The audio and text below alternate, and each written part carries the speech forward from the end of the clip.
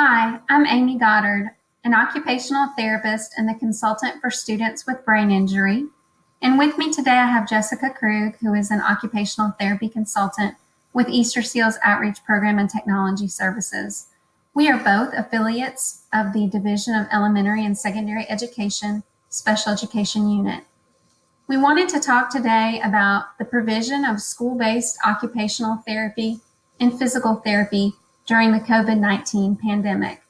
As you all know, all Arkansas schools are closed, and we're really in uncharted territory with how to provide services during this time of alternate methods of instruction. We wanted to talk today about some guidance that has been issued at both the federal and state level, and we also wanted to provide some insights about collaboration and ways to provide interventions through alternate methods of instruction from some of our fellow therapists out in the field. So we'll start today by talking about guidance that was put out by the United States Department of Education in March of 2020. It explained that if an LEA continues to provide educational opportunities to the general student population during a school closure, the school must ensure that students with disabilities have an equal access to the same opportunities, including the provision of a free and appropriate public education. State education agencies, or SEAs, local education agencies, or LEAs, and schools must ensure, to the greatest extent that they can, each student with a disability can be provided the special education and related services identified in the student's IEP, developed under IDEA, or a plan developed in Section 504. The United States Department of Education also issued options for alternate methods of instruction. Your district might be offering one of these methods or several of these methods, and we highly recommend that you talk with your local education agency, your direct supervisor, about which methods of instruction they're offering and supporting. The methods of instruction might be online or virtual instruction. Those things might be done asynchronously, meaning using a learning platform and recording instruction. Synchronously, meaning using a learning platform and doing that instruction in a live format, or through instructional telephone calls or other curriculum-based instructional activities like paper-based packets. Thanks, Amy. My name is Jessica Krug, and as Amy stated previously, I'm an occupational therapy consultant with Easter Seals Outreach Program and Technology Services. At this time, I would like to share a few samples of service delivery methods currently being utilized here in Arkansas.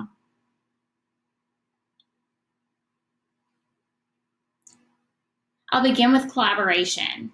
Therapists with the Boston Mountain Educational Cooperative meet virtually each Monday. They report that this interaction helps keep their spirits up and allows them to continue with the collaboration efforts that they were utilizing prior to COVID.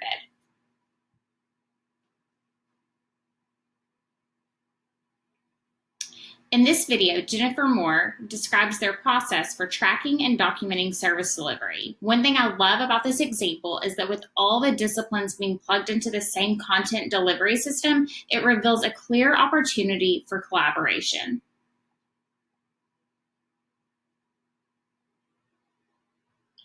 This is an example of what is inside the classwork section of a Google Classroom. This is our new classroom, so it not only has just OT sections, it also has resource and speech and PT. So just for the HIPAA confidentiality, I wanted to just open it up from this section.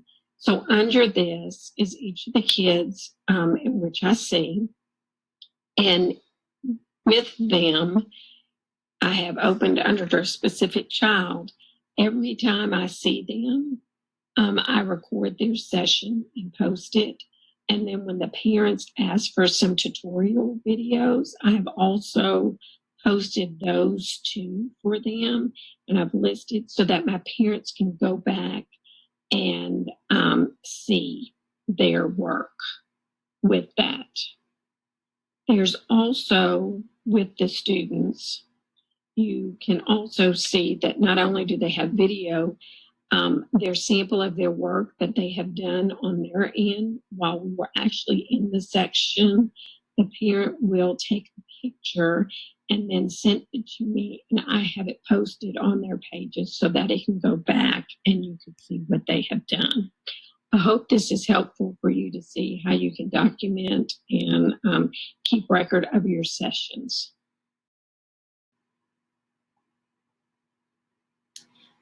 For asynchronous service delivery, this video was submitted by Erica Clinton, an occupational therapist with the Bentonville School District.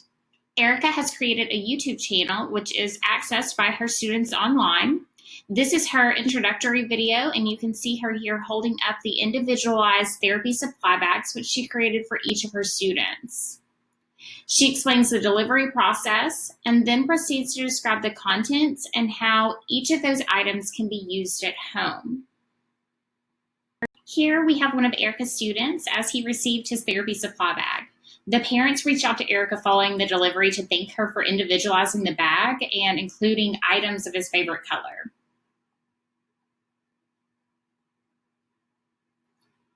Next, you can see the student as he engages in a few of the activities. In several photos, you can see her pre-recorded videos playing to the side of his workspace. The student's parents shared with Erica that the student was simply not interested in writing his letters, which is probably something a lot of us with children at home during this time can relate to.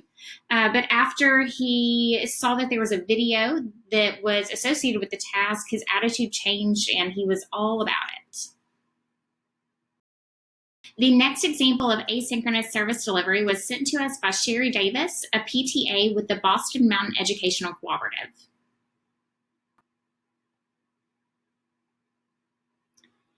Here you can see the outdoor sensory motor scavenger hunt, which can be found online at theinspiredtreehouse.com. Sherry emailed this form to several students, and Grant's family was nice enough to share a few photos of him completing the task with us. So in this first photo, he has found something to crawl under. Next, he located something soft, which appears to be a leaf. And in this last photo we have of him, he is standing next to a large rock as he has found something to climb.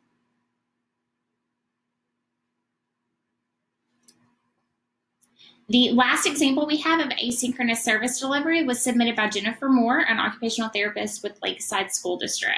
It's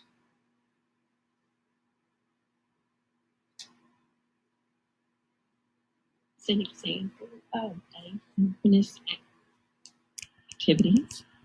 This is the Google Calendar that the Lakeside School District requires its therapists to participate in.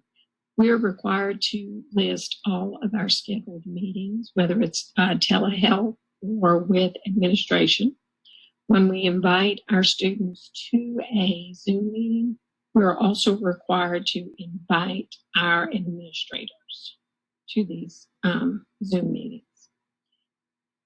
Our school district had us create what was called a Google Classroom so that our parents would be able to locate us individually. Since then, we have changed this to a building resource and therapy Google Classroom. But this is the example of what we used in March. In April, we have added all our services together so it's more convenient for the parents. But all the students' names are listed under the people, and they get to see what is streamed on there. And so any note that we had that we wanted all our students to see would be listed. Then we listed specific activities. When parents said that they were having trouble with their child using an appropriate tripod grass, we went ahead and I posted a PDF on it. Some parents wanted some additional fine motor activities, so I posted a sheet on that, 15 days of home fine motor skills. I posted a social story in both English and Spanish in regards to the COVID-19 and why we were at home and not at school. I posted yoga poses for St. Patrick's Day. I also put in a good video for hygiene on how to wash your hands so that they could go through that self-care step with their kids. So this is an example of what you could post for parents to work in addition to your kids, separate from your specific IEP goals.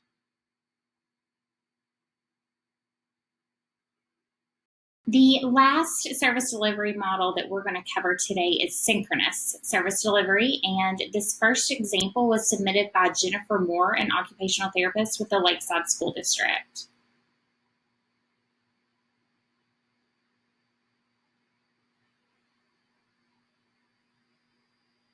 Okay, this is an example of a session. I prefer to go up here on my Zoom and change my gallery view so that I can see myself and the student equally, so I know what they're doing. I have a permission from the parent to display this video. We were working on some brain gym exercises, and so he was doing those with me. But if you split the screen, there are several components up at the top so that you don't have to be small up here and then they're big in the middle and not sure what they're seeing. This is also recorded so that the parent can go back and work with the child. Another example is I've split the screen and the child and I are working on handwriting. The child writes it and then I demonstrate too, and then we do a self-check grade at the same time. That's an example of what we've done in therapy before. Another thing is, and yes, the child is not there because he removed himself so that I could take this screenshot. But we are in our therapy and we're working on a memory task. So I have shared the screen with my iPad and we're playing a Simon game. And then that way we can both see it and interact and do it together. So these are examples of some things that I've done in therapy. I hope that they're helpful for you.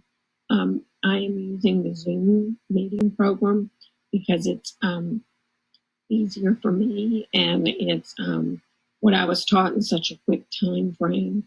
And my sessions can be reviewed back by the parent or myself, and I can go back and I can score their objectives after we're completed to see where they were.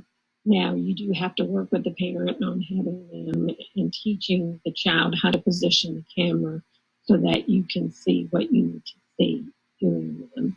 But this is an example of synchronous activity.